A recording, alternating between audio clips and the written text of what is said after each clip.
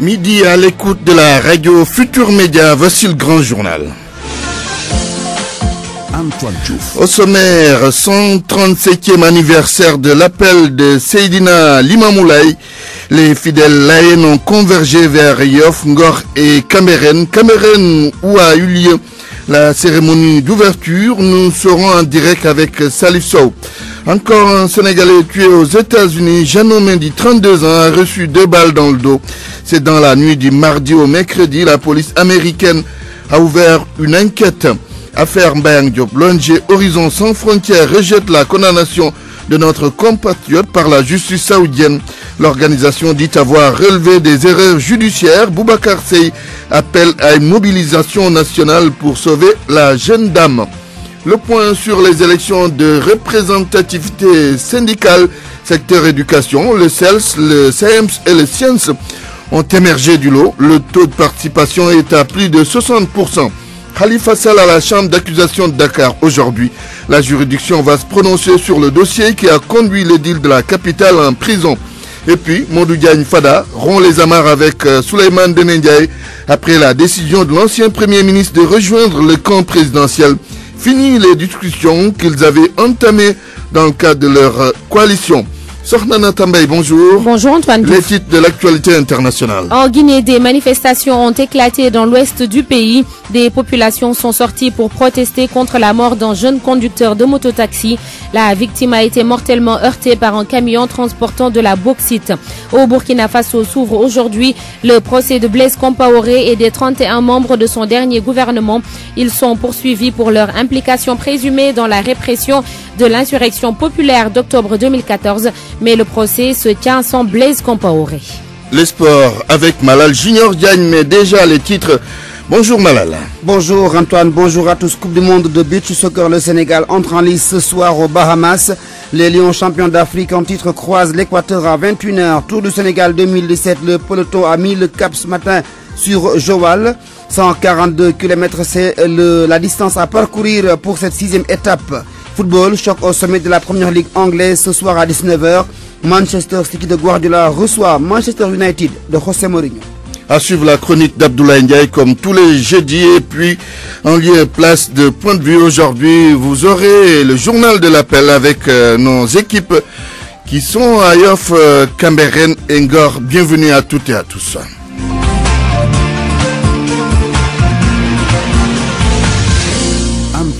La communauté laïenne célèbre le 137e anniversaire de l'appel de Seydina Limamoulaye et c'est Cambérène qui a abrité la cérémonie d'ouverture de l'événement religieux ce matin. Outre Cambérène, il y a Yoff et Ngor. Un de nos reporters en direct dans ce journal, Salif Sow, bonjour. Bonjour Antoine Diouf. Avec vous, on revient sur les temps forts de la cérémonie d'ouverture.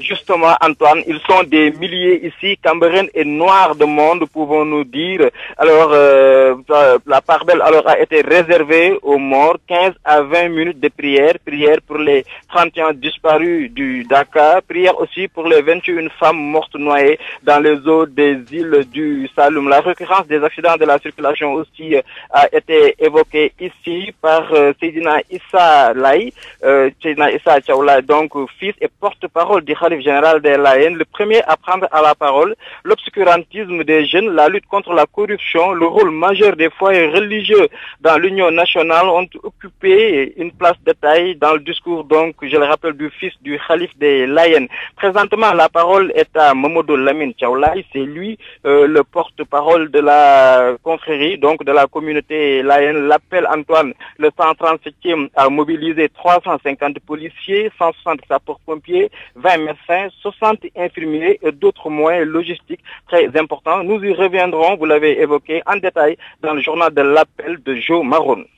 Merci Salif Sow, ce sera en fin d'édition le journal de l'appel, 12h04. Sur RFM au moins, on a des informations sûres et utiles. RFM, la radio de toute l'actualité. Meurtre d'un Sénégalais aux États-Unis d'Amérique. Jeannot Mendy, âgé de 32 ans, a été tué par balle à Columbus. La police américaine a ouvert une enquête et la famille de la victime, qui est à Pikine, veut rapatrier le corps de Jeannot Mendy et lance un appel aux autorités. Voici l'oncle du défunt Dissante Mendy au micro de Salif Sow. Il se trouve que Jeannot a deux de ses frères qui sont aux États-Unis avec lui. Et hier, très tôt dans la matinée, ils ont appelé pour dire que la police l'a découvert dans un bain de sang. Personne ne savait qu'est-ce qui lui est arrivé. On l'a évacué à l'hôpital. Ils ont essayé, je crois, d'intervenir chirurgicalement et il a succombé de ses blessures. Il a été assassiné, paraît-il, à coups de pistolet. La police est en train de diligenter une enquête pour essayer de mettre les choses au clair. On ne sait pas exactement à quelle heure. Il paraît que c'est aux environs de 20 heures avant-hier, la nuit du 25 au 26 juillet. Pour le moment, aucune information de la part des autorités. Mais nous osons espérer que, à leur niveau, que le consul ou l'ambassade du Sénégal aux États-Unis est informé. Et les autorités sénégalaises, je crois qu'elles doivent réagir. Dans l'affaire Mbayang Diop, l'ONG Horizon Sans Frontières rejette la condamnation de la jeune dame par la justice saoudienne. Son président parle d'erreur judiciaire et appelle à une mobilisation nationale pour sauver notre compatriote. Écoutons Boubacar Seye avec El Hadj Ndiogou Diène. Pour nous, il s'agit d'une erreur judiciaire, vu que des zones d'ombre demeurent encore sur ce drame. Il peut s'agir d'une d'homicide volontaire ou de légitime défense. Par conséquent, Horizon Sans Frontières estime que le code criminel peut autoriser l'annulation de cette condamnation, ce qui serait effectivement une mission régalienne de l'État du Sénégal qui aujourd'hui brille par sa faiblesse dans ce dossier Mbayang Diop. Il y a une insuffisance dans la prise en charge du dossier Mbayang Diop et Horizon Sans Frontières exhorte les autorités saoudiennes à prendre des mesures nécessaires pour réviser, voire annuler cette condamnation et ouvrir une voie de résolution sur une base humanitaire et miséricordieuse. Horizon Sans Frontières demande une mobilisation nationale et internationale pour sauver Mbayang Diop de cette situation. Je crois qu'il y a urgence absolue pour Mbayang Diop. Boubacar Seye, président de Horizon Sans Frontières, sur le cas de Mbayang Diop. Les résultats provisoires des élections de représentativité syndicale dans le secteur de l'éducation. Parlons-en maintenant. D'après les informations recueillies par RFM, ces élections ont été remportées par le CELS dans le collège préscolaire élémentaire, le SAEMS dans le collège moyen secondaire et le SCIENS dans le collège des corps de contrôle. Le taux de participation nationale est estimé à plus de 60%. El Hadj Ndiogou Diène. Le CELS est le premier de la classe dans le préscolaire et l'élémentaire. Le syndicat des enseignants libres du Sénégal a réussi à l'examen avec brio en mettant dans son escarcelle 11 des 14 régions. Souleymane Diallo et ses camarades ont gagné dans les départements de Dakar, de Pikine, de Saint-Louis et de Matam, entre autres, avec de larges écarts. En revanche, ils ont perdu à Dakar Plateau, à Rufisque, remporté par le CELS authentique, à Podor et dans la région de Thiès. Le CELS, un syndicat regroupant les corps émergents, espèrent une victoire au plan national avec plus de 50%. Il laisse le CELS authentique, l'UDEN et le SNELS se disputer les autres places. Après le préscolaire et l'élémentaire, le moyen secondaire. Dans ce collège électoral, le SAEMS, syndicat autonome des enseignants du moyen secondaire, est le meilleur élève. Saourou Sène et ses camarades tablent sur une large victoire avec 75% des suffrages au moins. Ils ont gagné presque un peu partout. 54,13% dans le département de Louga, 70,06% dans le département de Kébémer. Le SAEMS a aussi remporté la région de Thiès de 100 voix après un coup à coude serré avec le QSEMS d'Abdoulaye Ndoye. Le QSEMS, qui se classe deuxième, étalonne le SAEMS dans plusieurs départements. Tout comme le CELS et le SAEMS, le SCIENS est majoritaire dans le collège électoral des corps de contrôle. Le syndicat des inspectrices et inspecteurs de l'éducation nationale du Sénégal a fait le plan. El Kantarassar et ses camarades revendiquent une nette victoire avec 90,28% au plan national. Ils ont remporté 28 départements sur les 45, 100% dans le département de Kaolack, 75% dans le département de Dakar et 96% dans le département de Saint-Louis. Les commissions électorales départementales ont commencé à siéger. Elles vont transmettre le résultat à la commission électorale nationale qui doit publier les résultats provisoires officiels. Des résultats susceptibles de recours avant la proclamation des résultats définitifs par cette commission nationale présidée par le ministre du Travail et des organisations professionnelles. RFM. La radio de toute l'actualité. La radio de toute l'actualité. 12h10, Khalifa Babacar Sall devant la chambre d'accusation de Dakar aujourd'hui. C'est après saisine des conseils du maire de Dakar. Les avocats de l'édile de la capitale veulent l'annulation de la procédure et une liberté provisoire de leurs clients. Affaire après, les chambres africaines extraordinaires confirment le premier verdict, mais l'ancien dictateur de N'Djamena a été acquitté en ce qui concerne les faits de viol sur la personne de Khadija Hassan. Les dommages intérêts à verser à la partie civile sont estimés à 82 milliards de francs CFA. Les biens de après également saisis. Les premières conséquences politiques de la décision de Souleymane Ndéné Ndiaye de rejoindre le camp présidentiel. Modou Diagne Fada, qui était dans la même coalition que l'ancien Premier ministre, a décidé de rompre les discussions qu'ils avaient déjà entamées en vue des législatives. Le président de LDR Yessal va s'allier seulement avec les formations de l'opposition. C'est ce que Modou Diagne Fada a confié à Binta Diallo. Nous l'écoutons. Ce repositionnement de notre allié ne peut pas ne pas avoir de conséquences sur les discussions que nous avions entamées pour mettre en place une coalition électorale en vue des prochaines élections législatives. Je voudrais tout simplement rappeler que les instances de notre parti, les instances de LDR-ISL, nous avaient demandé de négocier avec les partis membres de l'opposition, qu'ils soient membres de Manko Wattu Sénégal, bien qu'ils soient membres tout simplement de l'opposition. Nous avions mandat à négocier avec eux et à discuter éventuellement pour aboutir à une alliance électorale. Maintenant que la donne a changé au niveau de notre allié, au niveau donc de l'UNP, bien entendu, souverainement, après concertation, nous avons décidé de rompre ces discussions avec l'UNP et de continuer nos contacts avec d'autres forces de l'opposition en vue d'une alliance pour les élections législatives du 30 juillet 2017. La politique, c'est la politique. Nous n'avons plus le même point de vue par rapport à la situation nationale. Nous avons décidé de rester dans l'opposition et de continuer à nous battre dans l'opposition démocratique. Lui, il a décidé de répondre favorablement à l'appel du chef de l'État. Donc, nous n'avons plus une convergence de vues sur ces questions-là et c'est la raison pour laquelle nous avons souverainement, nous aussi, décidé d'arrêter les discussions que nous avions entamées en vue d'une alliance pour les élections législatives. Modou Diagne Fada, en tournée à l'intérieur du pays. Souleymane Ndéné Ndiaye avait déclaré à Kaolack il y a près de 2 ans qu'il ne va jamais rejoindre Macky Sall. Mais aujourd'hui, la réalité est tout autre. Retour sur tout cela avec Ibrahima Diamé. Le 8 juin 2015, alors qu'il était l'invité d'une émission de la télévision Saloum intitulée Face à la presse, à laquelle nous également nous avions pris part, Souleymane Ndéné Ndiaye avait soutenu Urbi et Orbi qu'il ne soutiendrait jamais Macky Sall. Man Souleymane Ndéné Ndiaye, secrétaire général de l'Union nationale pour le peuple, dama xarab transhumance, duma jog jamais au grand sommet, mënul la nek, manan ma ngi fekk qui que ce soit. Kuma xam nga ne lolu man dépassé nako. Man premier ministre laa woon man teranga june machallah yàlla dimbale na ma jaarle ko ci loxoy Abdoulaye mu jox ma ko donc vraiment mënuma fekk Macky Sall ndax mënuma faa wuti dara mënul la nekk c'est impossible. Près de 2 ans après, les déclarations et les positions d'hier diffèrent carrément de celles d'aujourd'hui. L'ancien premier ministre, secrétaire général de l'UNP, n'a pu résister à l'appel de son ami président, dit-il. Il est toutefois des moments où l'appel de l'amitié, du devoir, l'appel de la patrie est plus fort que tout. J'ai donc décidé, après mûre réflexion, de serrer la main tendue par le président de la République Macky Sall. J'accepte, et mon parti, l'Union nationale pour le peuple, Bokk Jëmu, avec moi, de participer à élargir la majorité présidentielle. Et c'est ce même Souleymane Ndéné Ndiaye qui avait déclaré que même en cas de deuxième tour aux élections qui opposent probablement la coalition SOPI et une autre dans laquelle figure l'APR, il soutiendrait la coalition SOPI. Ibrahima Diamé, Kaolack, Radio Futur Média. La transhumance en question, dans quel cas de figure peut-on en parler? La question est agitée avec la décision de l'ancien Premier ministre Souleymane Ndéné Ndiaye de rejoindre le camp présidentiel tout en demeurant chef de parti. Plusieurs lectures des spécialistes de la science politique. Certains sont catégoriques. La transhumance, c'est quand on tourne le dos à l'opposition pour les riches prairies du pouvoir.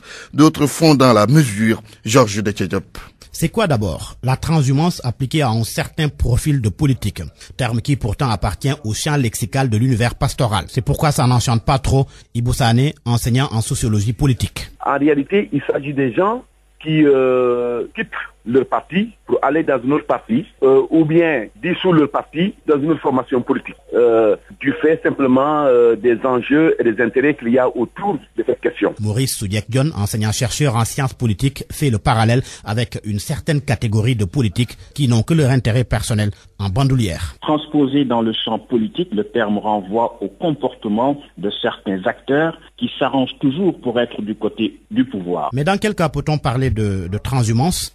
En effet, on peut parler de transhumance à chaque fois que des responsables de premier plan du parti au pouvoir déchu rejoignent la nouvelle majorité au pouvoir. La transhumance est donc liée d'une part à une logique implacable de fragilisation de l'opposition et d'autre part à une conception du pouvoir dans laquelle on cherche plus à se servir et à asservir plutôt qu'à servir. Et qu'en est-il d'un leader politique qui répond à une main tendue sans dissoudre sa formation dans le parti au pouvoir? Ibou Sané a plusieurs lectures. Non, pour moi, c'est pas de la transhumance. Maintenant, certains peuvent penser que c'est une transhumance déguisée. Certains peuvent penser aussi que c'est un type de partenariat qu'on noue autour d'un projet de société. Mais en réalité, quand vous regardez bien, si vous prenez le cas d'hier seulement, vous vous rendez compte que c'est lié à une amitié très longue et très lointaine. Or, en Afrique, les gens n'aiment pas justement que les gens se retrouvent autour d'un idéal. Une autre hypothèse soumise à nos interlocuteurs, que le PDS rejoigne Macky Sall. Maurice Soudiek-Dione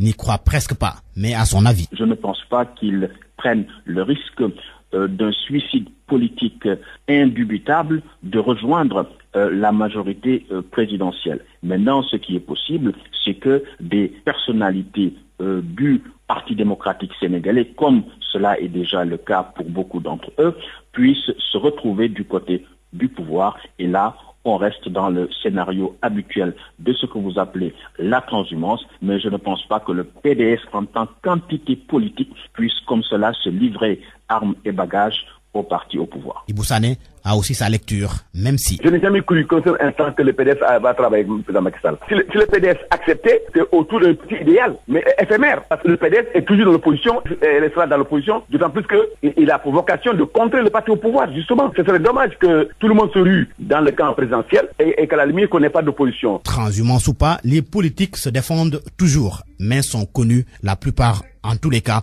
pour leur attitude caméléonesque, qui repose souvent sur l'intérêt, la soif du pouvoir.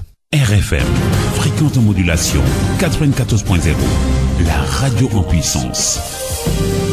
Antoine Diouf. Landou, localité située dans la commune de Keur-Moussa. Dans ce village, les populations vivent une situation difficile.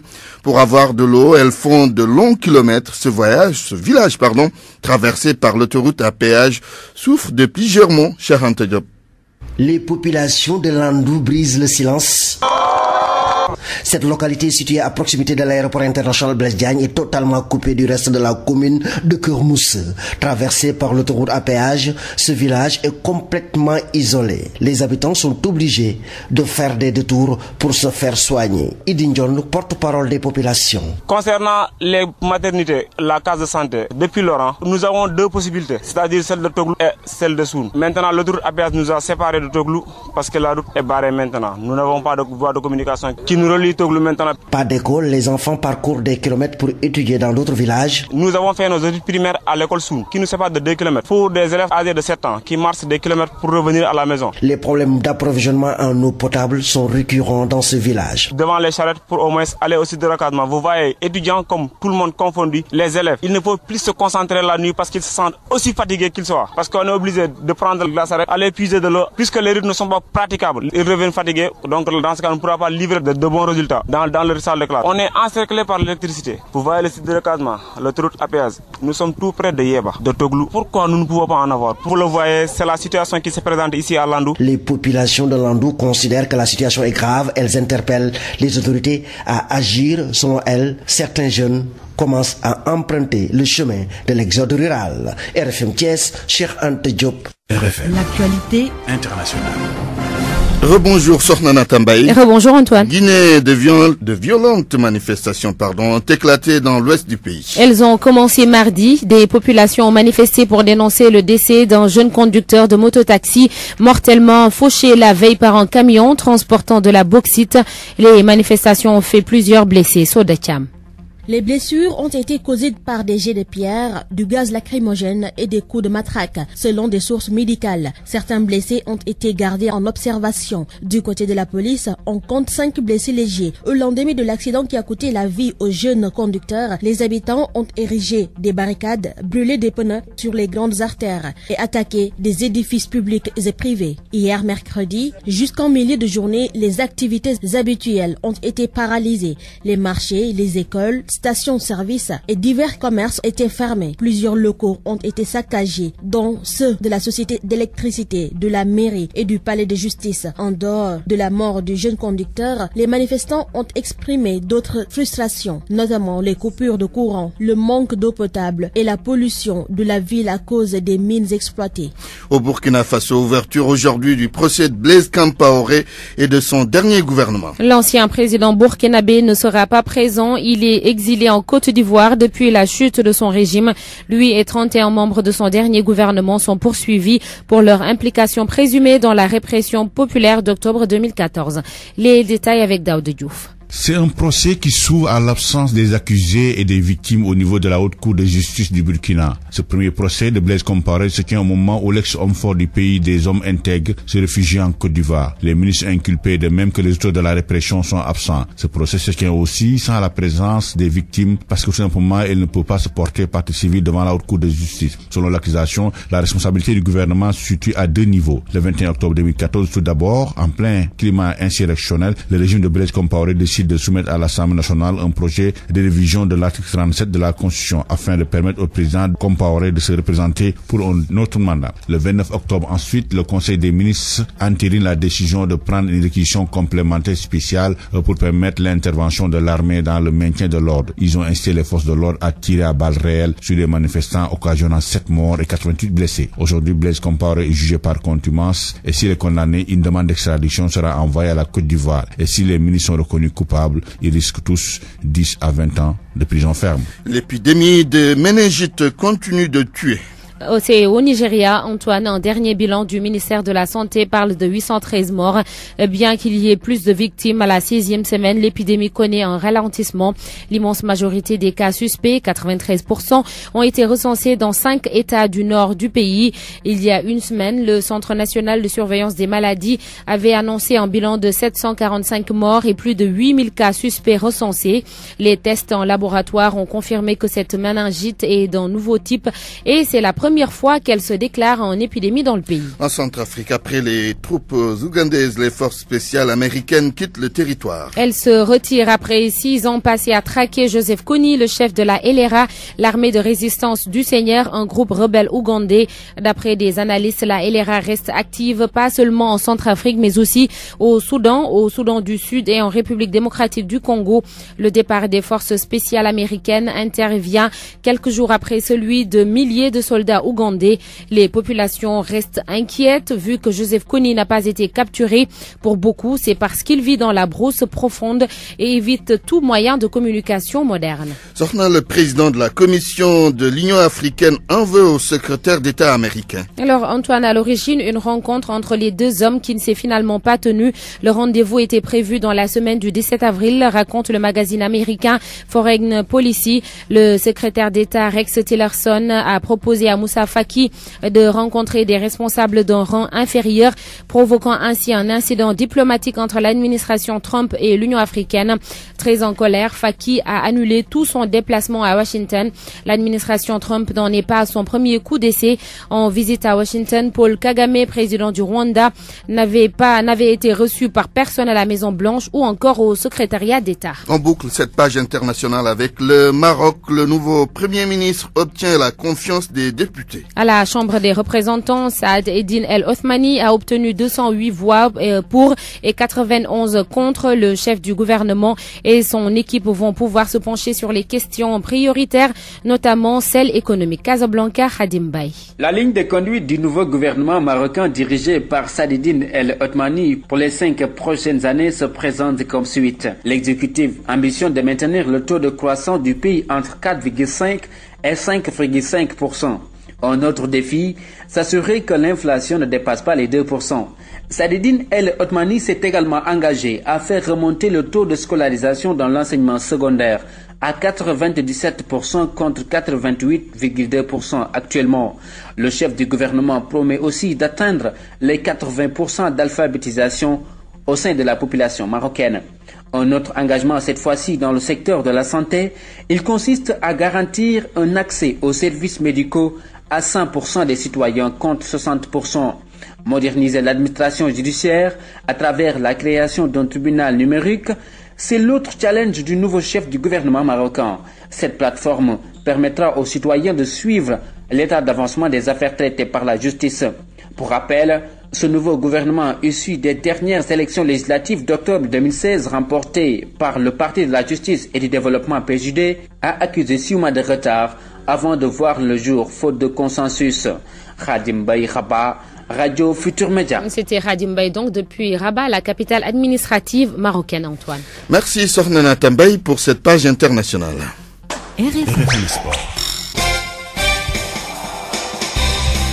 Rebonjour Malal Junior Diagne. Rebonjour Antoine. Tour du Sénégal 2017, destination Joal pour le peloton. C'est la 6e étape de ce Tour 2017 du Sénégal. Nous avons en ligne notre envoyé spécial pour cette édition 2017, Youssouf Bodian, qui suit la course pour nous. Youssouf Bodian, bonjour. Bonjour Malal Junior Diagne, bonjour à tous. Vous êtes parti ce matin de Kaolack, destination Joal. Et nous sommes arrivés depuis environ 40 minutes à Joal. La 6e étape a été remportée par un Allemand, Lukas Carstensen. Son nom doit certainement vous dire quelque chose. C'est lui qui a remporté la première étape entre Dakar et Thiès. Donc, deuxième victoire d'étape pour l'Allemand qui permet à son équipe de gagner une 3e victoire d'étape parce que hier, c'était aussi un Allemand qui avait remporté cette étape, Lukas Carstensen, qui est maillot vert, le maillot du sprinter, le sprinter le plus rapide de ce Tour du Sénégal. En deuxième position, on retrouve toujours l'Algérien Bouzidi Mohamed, qui reste maillot jaune du Tour du Sénégal à 2 jours de la fin de ce tour. Malal, aujourd'hui, au menu, il y avait 142 km, vous l'avez dit, entre Kaolack et Joal. Mais notez que la différence est faite lors du dernier kilomètre, parce que jusqu'à 1 km de la fin, le peloton a été compact. Il y a eu des échappées du Tunisien Benash Hassen, mais aussi de Klen Médéric, mais à noter aussi Yaya Diallo, ce jeune Malien de 20 ans qui est aussi en train de bien se battre malgré une crevaison qui l'a donc empêché un peu, qui l'a retenu derrière le peloton, mais était bien parti avec l'échappée. Donc on retient que c'est un Allemand qui remporte l'étape de Joal. Et puis là, le tour qui va être porté vers Somone pour la 7e et l'avant-dernière étape du Tour du Sénégal. Merci beaucoup Youssouf Bodian. Antoine, Joal et Somone, une localité que vous connaissez bien. Deux localités que je connais très bien. Merci. Alors, on poursuit. Beach soccer, début de la Coupe du Monde ce soir pour les Lions. Avec donc au menu pour cette première sortie de l'équipe nationale du Sénégal, championne d'Afrique en titre, l'Équateur. Match prévu à 21h. Les Lions sont prêts. Objectif, aller en demi-finale sur le Tcham. Jour J pour les Lions du beach soccer. Pour la 9e édition du mondial, en ligne de mire des Lions, l'Équateur, un adversaire peu connu selon l'entraîneur du Sénégal. Mengala Sylla croit aux chances de son équipe pour une bonne entame de la compétition. L'Équateur, c'est un adversaire inconnu, mais quand même un grand calibre parce qu'il a éliminé, comme on dit encore, l'Argentine, alors que l'Argentine aujourd'hui, l'année dernière, on avait perdu contre l'année dernière au Portugal. Donc aujourd'hui, on respecte bien l'Équateur, même si c'est un adversaire inconnu. Espérons qu'on va jouer notre chance jusqu'au bout. Du côté des joueurs, le moral est au beau fixe, nous dit le capitaine de l'équipe nationale du Sénégal. Al-Seyni Ndiaye et ses coéquipiers croient aussi en leur chance. On attend juste le coup de sifflet de l'arbitre pour venir imposer notre jeu comme d'habitude. On va jouer sans pression et essayer de gagner ce premier match parce que ce sera très important pour nous. Parce que dans une compétition, pour bien entamer une compétition, il faut une victoire pour ne pas avoir de doutes pour le reste de la compétition. Mais même comme si ça coïncide avec l'appel de Seydina Limamoulaye, on lance un appel à la communauté Lion et à tous les Sénégalais de bien prier pour nous pour la victoire finale du Sénégal. Ainsi, le Sénégal va entamer sa 6e participation au mondial de beach soccer. Les champions d'Afrique pensent faire mieux que les précédentes éditions. Autrement dit, se qualifier en quart de finale. Leur premier objectif. Le football en Angleterre avec la mise à jour du calendrier de la Première Ligue, match comptant pour la 26e journée. Un choc donc en Angleterre qui va opposer les deux Manchester. C'est City qui reçoit United. Rencontre prévue à 19h au classement de la Première Ligue. C'est Chelsea qui est leader avec 78 points. Tottenham 2e, Liverpool est 3e. Les deux, Manchester arrive à la 4e et à la 5e place. City devance d'1 point United. Le volley, le Sénégal veut remporter le tournoi de la zone 2. Prévu du 28 au 30 avril prochain, l'équipe nationale du Sénégal est en préparation depuis près d'une dizaine de jours à Dakar. Et selon la capitaine des Lions, elles sont fin prêtes pour aller défier le Cap-Vert et remporter ce tournoi de la zone 2. Mariem Diagne s'est confiée ce matin à RFM. On peut dire qu'on est fin prête. Le tournoi va démarrer ce samedi. Donc quoi qu'il arrive, il faut qu'on soit prêt. On l'est. On a commencé les entraînements depuis le 10 avril. Donc ça va. Je suis confiante. On est prête. L'objectif c'est de remporter ce tournoi, certes. Malgré qu'on a un match à jouer, il faut qu'on le gagne. Ce sera une grande satisfaction pour nous. On n'a pas changé grand chose, certes, parce qu'on a commencé à travailler ensemble, ça fait longtemps, déjà la majorité de l'équipe. Du coup, on n'a pas changé grand chose. On a des nouveaux tactiques de jeu et tout, qu'on a mis en place, en espérant que ça marche. C'est vrai, certes, que c'est pas facile, car c'est toujours mieux quand on joue à domicile. Donc, ce sera difficile, mais bon, on a l'habitude de faire des tournois internationaux, donc il faut qu'on fasse avec. De toute façon, ce sera un gros défi à faire, à relever là-bas.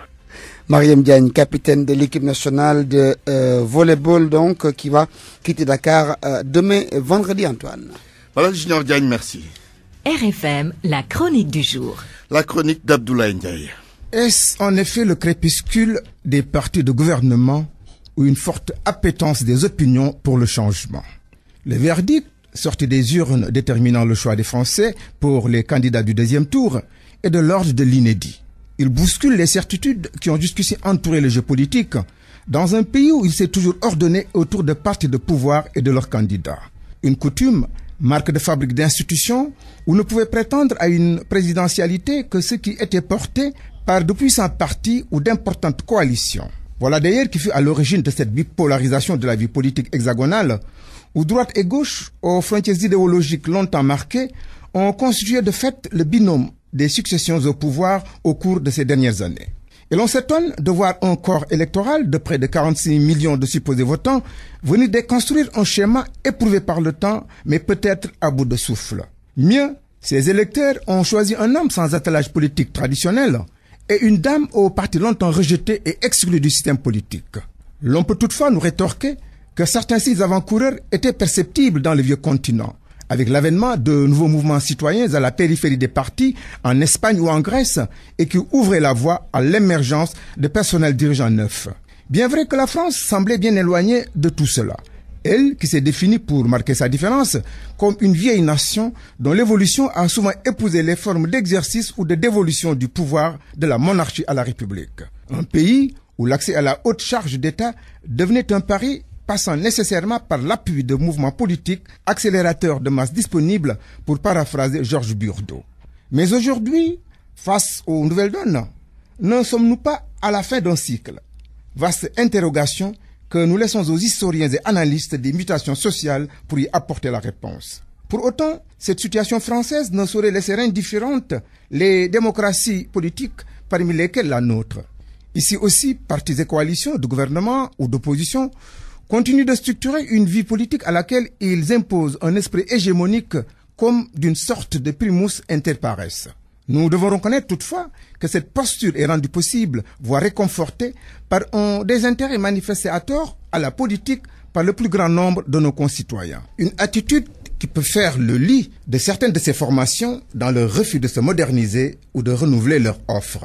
Mais avec la consolidation de notre système démocratique de représentation, issu du référendum de 2016, qui consacre les candidatures indépendantes à toutes les élections, il y a lieu pour les partis traditionnels de se prémunir devant les coups de boutoir qui pourraient provenir d'organisations citoyennes aux prochaines échéances électorales. C'est dire qu'un dégagisme à la française, signe de nouveaux temps politiques, demeure désormais possible sous tous les cieux démocratiques.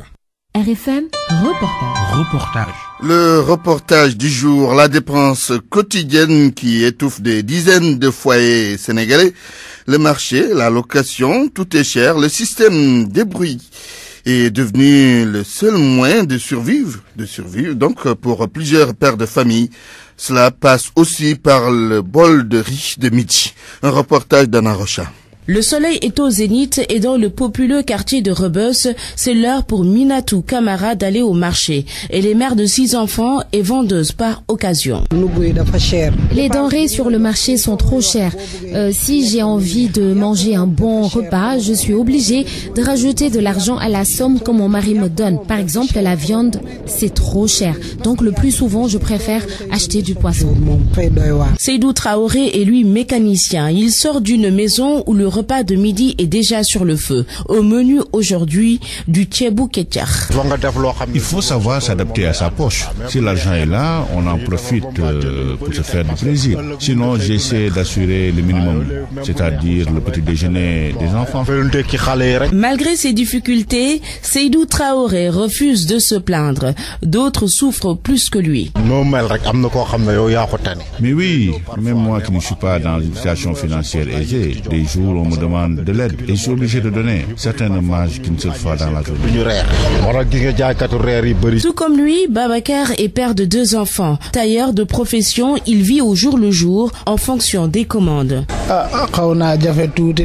Parfois j'arrive à m'en sortir, mais il y a des moments où je ne sais même plus où donner de la tête, tellement les dépenses sont énormes. Depuis que je travaille, je n'ai jamais économisé de l'argent. Le système D pour débrouille est le point commun de plusieurs ménages sénégalais. Pour faire face aux charges et à la dépense quotidienne, il faut savoir se priver. RFM, la presse du jour. Presse du jour, Georges Detchediop. Aleya Diaktaes, oui, le sort en est jeté. Mbayang Diop condamné à mort par la justice saoudienne. Triste dénouement, s'exclame le journal Le Quotidien. Elle a été jugée mardi pour le meurtre de son employeur. Le Quotidien précise cependant que la sentence ne sera pas automatiquement exécutée parce que les enfants de la victime sont encore mineurs. Mbayang Diop, en prison depuis juin 2016, va rester en détention pour encore quelques années avant que la justice saoudienne n'ordonne son exécution. Un autre Sénégalais en détention à l'étranger, mais cette fois-ci pour une affaire liée au terrorisme. C'est un Sénégalais arrêté en France. L'information barre la une de Libération. Son identité n'a pas été révélée alors qu'il est en garde à vue dans le cadre de l'attentat déjoué en France à la veille du premier tour de la présidentielle. Ce Sénégalais, selon Libération, faisait partie des contacts téléphoniques des 2 suspects écroués depuis le 25 avril. L'actualité politique dans la presse. La vedette du jour, Souleymane Ndéné Ndiaye. L'ancien premier ministre a décidé de rejoindre le camp du pouvoir pour travailler avec le président Sall dans l'intérêt du Sénégal selon ses propres termes.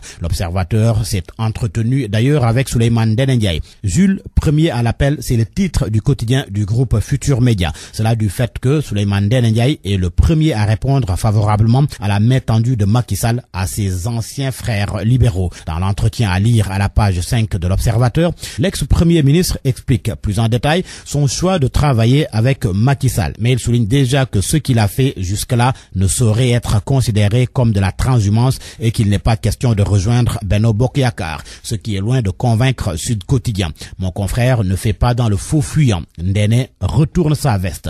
Sud Quotidien est catégorique et comme argument, mon confrère rappelle certaines déclarations du dernier premier ministre du régime libéral lorsque Souleymane Ndéné Ndiaye disait que les transhumants sont des traîtres. Ils doivent être exécutés, ils doivent être fusillés. Il confiait aussi préférer mourir que de quitter le PDS, passer par un parti qu'il va créer pour aller à l'APR. Mais voilà qu'aujourd'hui, il s'accroche à l'appel de la patrie et à l'amitié qui est plus fort que tout. De la poudre aux yeux, semble dire le journal Le Quotidien qui parle de Wahed, car pour Le Quotidien, l'ancien premier ministre a toujours affiché mépris et répulsion envers la transhumance et les transhumants. Mais voilà qu'aujourd'hui, il rejoint le parti présidentiel avec armes et bagages. Le Quotidien se demande alors si, de ce fait, Souleymane Ndéné Ndiaye n'a pas ravalé les principes qu'il affichait il n'y a guère. Le débat est en tous les cas posé et pendant que Ndéné rejoint le camp présidentiel, une partie de l'opposition met sur pied une coalition politique pour les législatives. Le journal Les Échos nous apprend que Manko Tahaou Sénégal est porté sur les fonds baptismaux.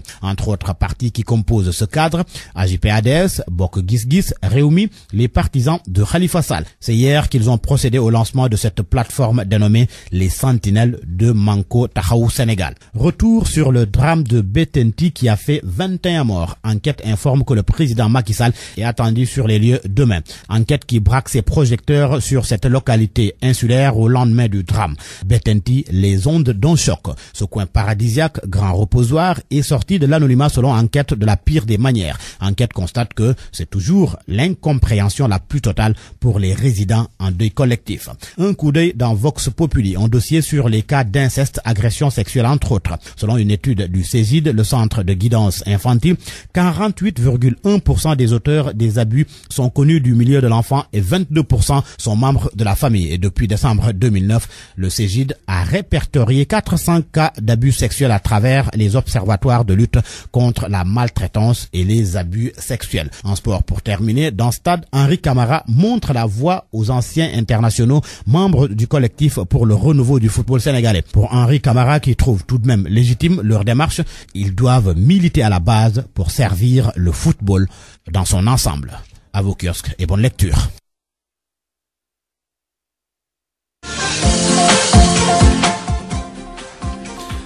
C'est la fin de cette édition. La météo avant le rappel des titres.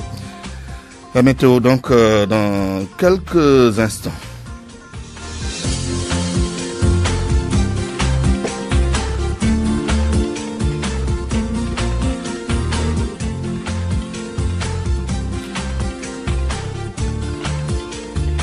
Un ciel ensoleillé parsemé de nuages va prédominer sur les localités sud et centre du pays au cours des prochaines 24 heures. La sensation de chaleur sera fortement marquée à l'intérieur du territoire, notamment sur les localités situées au centre-est et sud-est où les températures maximales vont avoisiner les 42 et les 45 degrés sur les régions proches du littoral. Par contre, les températures seront amoindries et vont varier entre 26 degrés et 38.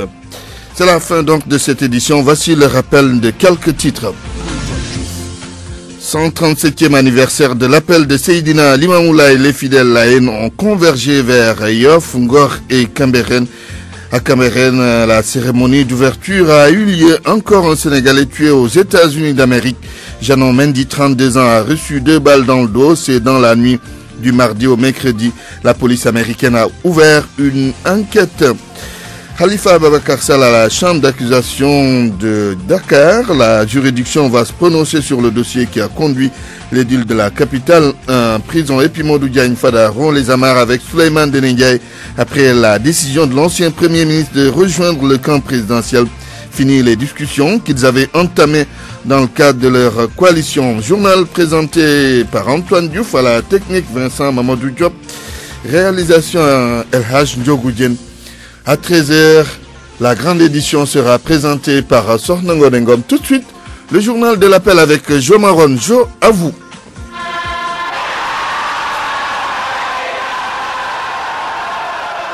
Yoff le journal, voici les titres. Des milliers de fidèles répondent au 137e anniversaire de l'appel du mardi. Ils sont invités à réfléchir sur le thème « Bonne gouvernance, socle de l'instabilité sociale ». Les explications d'un membre de la cellule de communication dans ce journal. La communauté laïenne, un dénominateur commun, Laïlaï, le mot résonne ici. Dans l'univers des laïennes, c'est un reportage de Salif Sow. Technique Abdoulaye Diop au micro Jo Maron, bienvenue à toutes et à tous. Le mardi appel, ils ont répondu. Des milliers de fidèles à la 137e édition de l'appel de Seydina Limamoulaye. Cette année, tous sont invités à maîtriser la leçon enseignée. Bonne gouvernance, socle d'une stabilité sociale, le thème choisi. Les explications du responsable de la cellule de communication, El Hadj Seydina Laye Diop. Écoutez-le. La bonne gouvernance, garante de la stabilité sociale, selon les enseignements de Seydina Limamoulaye. Donc, ça veut dire quoi? Ça renvoie à la responsabilité de tout un chacun.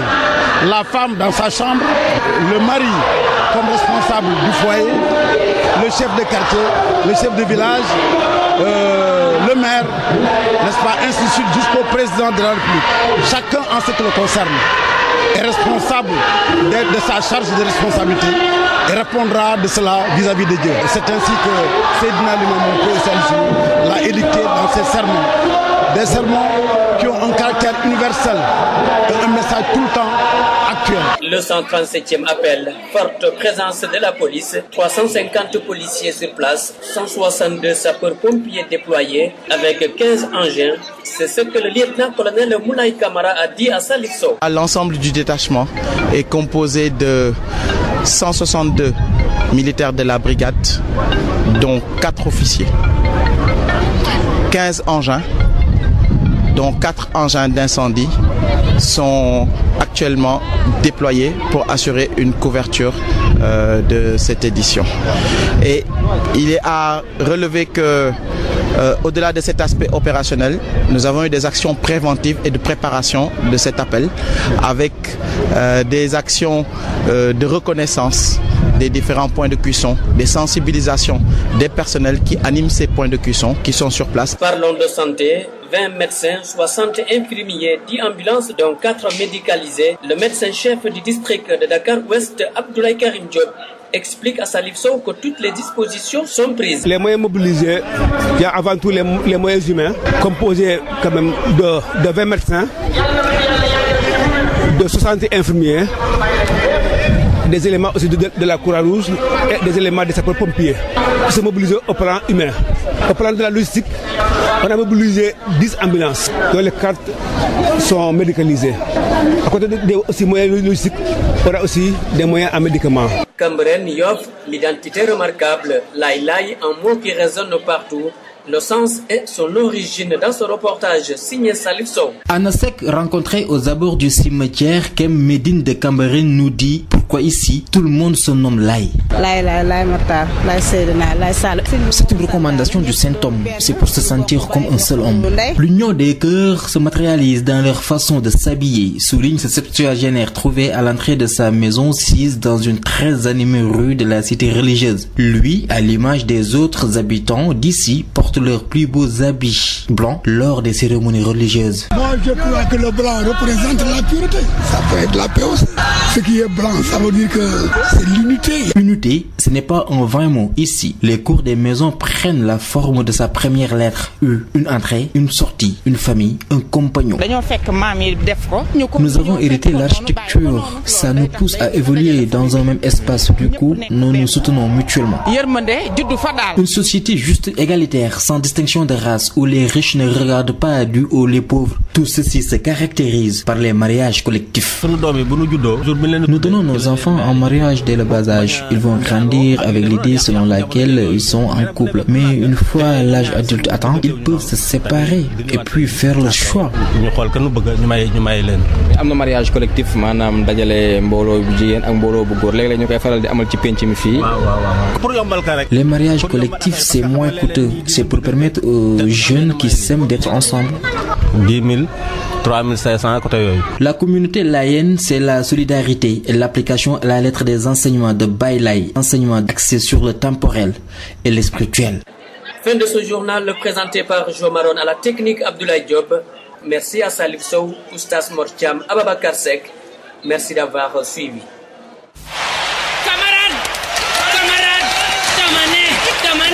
bés bu ngeen ma falee dinaa defar ay micro yoo xam ne da ngay ñàng rek wax bi di dem déggal li rek.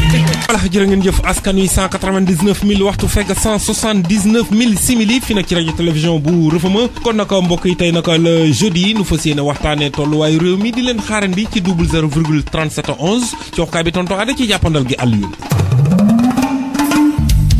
voilà jërëjëf kon Alioune kon nag askan wi ñu ngi leen di xaarandi 00,3711 salaamaaleykum ni jël ki jëkk allo salaamaaleykum. allo. waaw mon frère naka nga def waay. ah. ma ne na nga def. kañ. dama lay nuyu naka nga def. ah Aliou na ci technique bi. waaw d'accord Aliou moom moo féete ci xarala gi nii waaw. yaa ngi ci jàmm. waaw jàmm ku baax la kay ku baax la. waaw kii